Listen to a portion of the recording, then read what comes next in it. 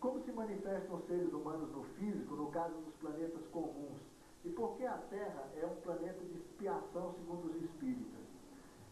Essa questão é uma questão já, se a gente pega, né, não acaba mais. Mas vamos ver a primeira parte da pergunta dele. No caso, ele está se referindo ao seguinte, para quem não entendeu a pergunta.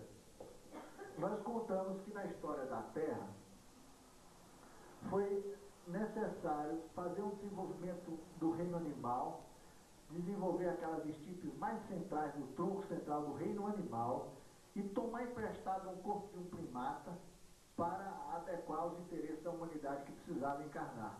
Então, esse é um caso particular, um caso da Terra, muito particular.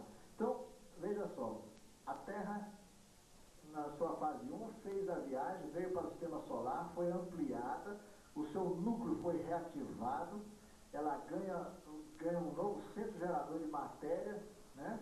De modo que o esfriamento das partes externas vão permitindo, num terceiro momento, a organização da vida, né? Aí entrando artificialmente os diversos reinos, né? E o reino animal.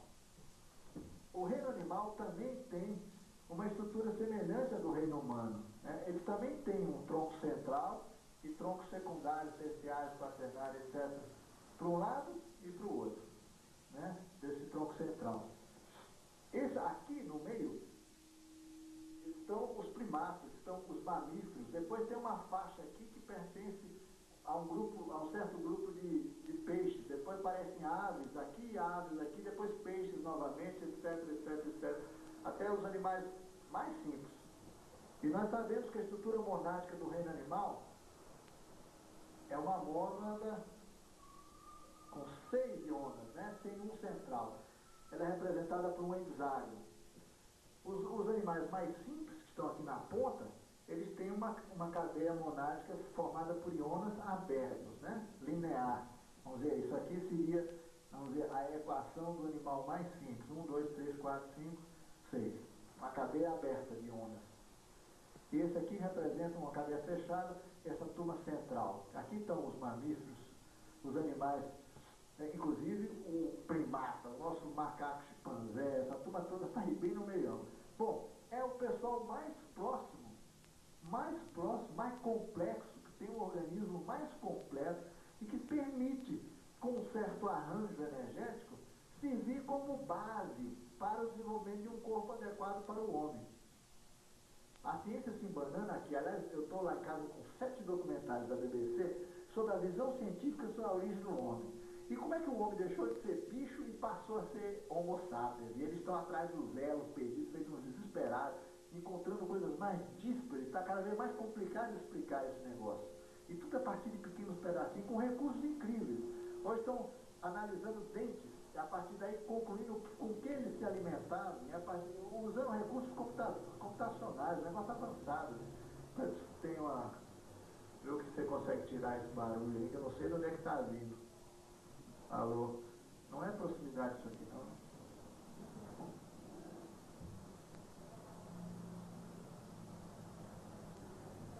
Então eles tomaram emprestado do reino dos animais um corpo adequado. Com o tempo, eles disseram, a tribo dos homens se separou da tribo dos animais. Na aparência eram praticamente idênticos, mas num vibrava a centelha humana, que é uma mônada setenária, portanto é um hexágono também, mas tem mais um iona polarizado no centro. Essa é uma mônada humana. Essa é uma mônada do reino animal, muito mais simples. Esse homem, inclusive aqui, não teria condições de estar aqui. A ciência se banana é aqui, porque ela acha que a gente vem biologicamente do reino animal, de repente, por alguma razão que a ciência não consegue descobrir, de repente começa a acontecer o homem. Mas a partir de que momento? É que o caso específico da Terra, ocorre esse fenômeno do empréstimo. Então começaram as centelhas humanas, quer dizer, espíritos de homens, de gente encarnar, tomando corpos de animais. Aí é que vem aquela brincadeira que eu conto, a mamãe chimpanzé lá, né? Isso é brincadeira, gente. Olha no seu filhinho, falei, esse cara ele tem um olhar diferente. Começou a não reconhecer, né? A achar estranho alguns elementos da geração. Não eram todos que nasciam humanos, eram de grupos isolados, as experiências foram feitas em muitos lugares do mundo. Para tentar isso, uma coisa muito esquisita. Mas na verdade foi a maneira como eles geraram corpos humanos para cá. Porque no momento em que uma centelha humana toma um corpo físico, por exemplo, de um primata, mais avançado que seja, ela começa a informar o processo genético biológico daquele corpo primitivo e transformá-lo em poucas gerações num corpo adequado aos interesses humanos. É por isso que aí de repente o cérebro aumenta, há alterações profundas na estrutura óssea, nos dentes. De onde vem isso? Não é informação biológica, tem informação espiritual. É aí que a ciência fica procurando feito uma louca. Por que houve essas alterações? Porque não houve intervenção. Além da intervenção espiritual, uma mônada humana nascendo em corpo de primata, e inclusive artificialmente, porque essa energia aqui é muito difícil, nós morreríamos, quer dizer, o corpo não se desenvolveria. É uma ligação difícil energética. Mas eles costuravam isso na barra, quer dizer, mantinham, forçaram a barra. Né? Só que os seres humanos que nasciam com corpos de primatas esqueciam, ficavam tão brutos, né, embrutecidos quanto os próprios animais. Daí nós temos uma herança poderosa genética com o mundo animal, muito grande. Né? Agora que nós estamos começando a incorporar valores que são muito mais característicos do reino humano, e não do reino animal, que nós temos ainda. A questão da sexualidade, no caso nosso, é terrivelmente vinculada à questão animal. Eu não conseguiu chegar no plano da sexualidade humana realmente. Isso é uma dificuldade enorme. Então, depois que os autóctonos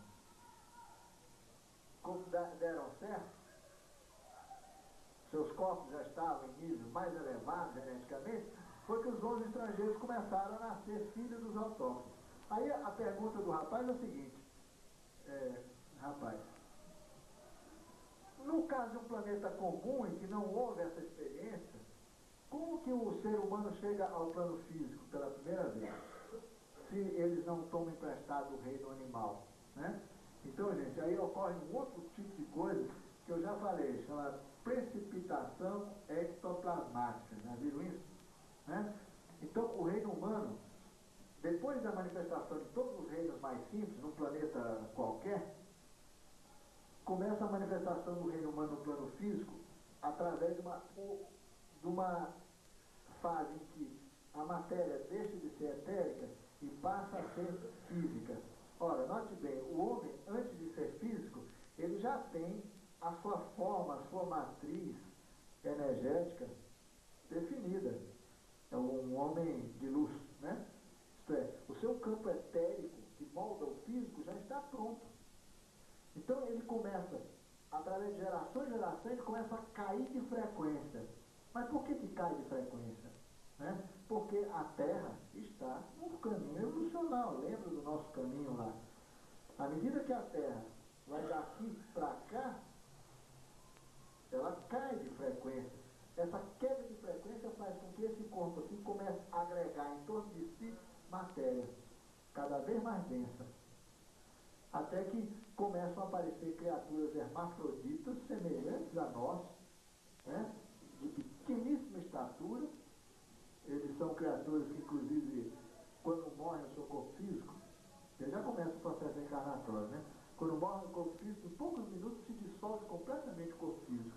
Ele é tão ectoplasmático, ele é tão pouco denso, né? O processo ocorre assim.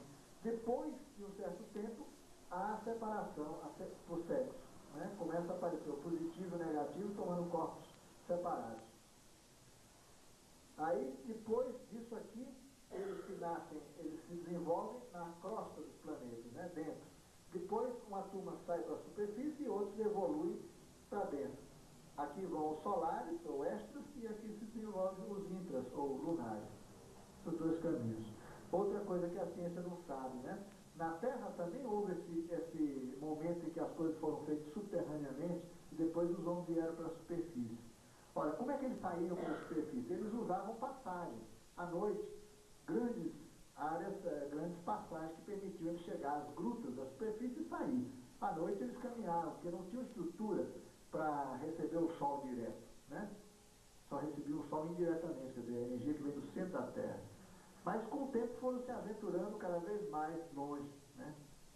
E aí, quando tentavam voltar para suas cavernas e ir para as regiões subterrâneas onde eles tinham se estabelecido, essas portas começaram a se fechar, terremotos, vulcanismo, uma série de coisas começaram a bloquear essas descidas. E eles acabaram se adaptando à vida nas cavernas, quer dizer, vieram de dentro para as cavernas, das cavernas vieram para fora.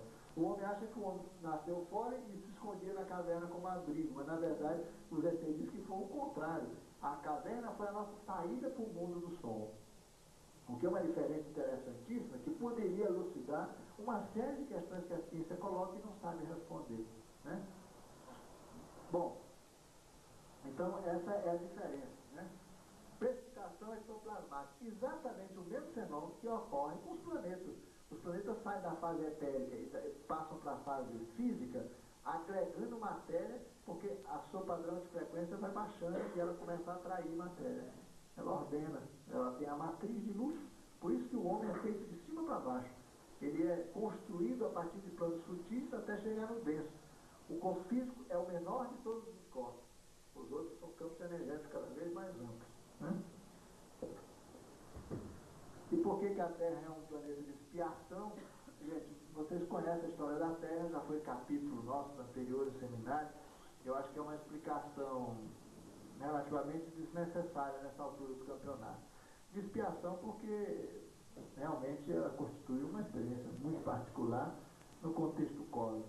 Existem muitos outros planetas de expiação também, gente, porque é o seguinte, quando uma humanidade chega a um certo estágio, nós sabemos que apenas 3%, olha que número absurdo, 3% das humanidades que conseguem se manifestar fisicamente, conseguem chegar ao espaço, que é o lugar onde realmente vivem as civilizações humanas avançadas.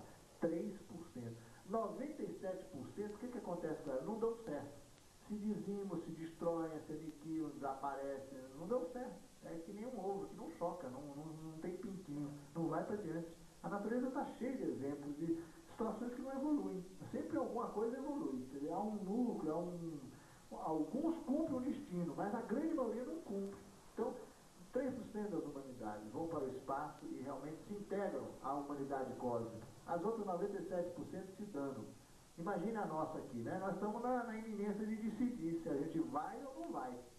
Ou vamos entrar para a estatística das que se desaparecem, se dizimam, né? Ou vamos entrar para a estatística dos 3% da turma que dão certo, da turma que dá certo.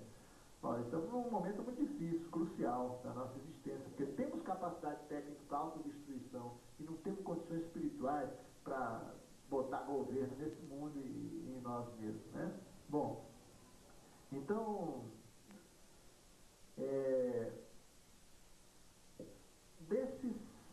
dessas humanidades que se destroem, desses 97%, existem indivíduos que conseguem. Ou seja, a humanidade como um todo se destrói, mas existem indivíduos que alcançam certos padrões espirituais que são sucessos isolados, né? Vamos dizer assim. Obrigado. São sucessos isolados, quer dizer, não pode ficar parado porque a sua humanidade não deu certo. Então o que ocorre? Esses indivíduos que avançam, apesar da destruição da sua humanidade, essas almas são levadas para outros órgãos, reaglutinadas, a todo um remanejamento cósmico. Isso os espíritas sabem, e isso a doutrina também ensina. Que de vez em quando, né, as potestades aí, as grandes divindades, reorganizam as almas e colocam dispostos em órbitas de outros mundos, de tal maneira que elas possam continuar sua evolução. Porque 97% das humanidades se destroem como civilização, gente, não como almas. Almas continuam sempre, o ser humano é indestrutível. Então ele tem que reentrar novamente nos ciclos até que ele um dia consiga sua humanidade inteira evoluir para o espaço. as minorias, esses indivíduos que de alguma forma dão certo, eles reaglutinam em planetas onde esse trabalho de reaglutinação, esse trabalho de remanejamento é feito, vamos dizer assim, com almas das mais diversas procedências. Isso é que os espíritas chamam de planeta de expiação. É tipo um local para onde vai gente de tudo que é lugar, mais ou menos na mesma faixa de frequência, para iniciar uma experiência de consolidação de uma nova humanidade. Quer dizer, uma humanidade decorrente de fragmentos de muitas outras. Nesse sentido, a humanidade da Terra é também, de acordo com o próprio conceito espírita, uma humanidade, um planeta de expiação, porque ele aglutina minorias de muitos lugares que não deram certo por algum motivo, e outros lugares que se aglutinam aqui para tentar compor uma nova humanidade e, mais uma vez, tentar ir para o espaço.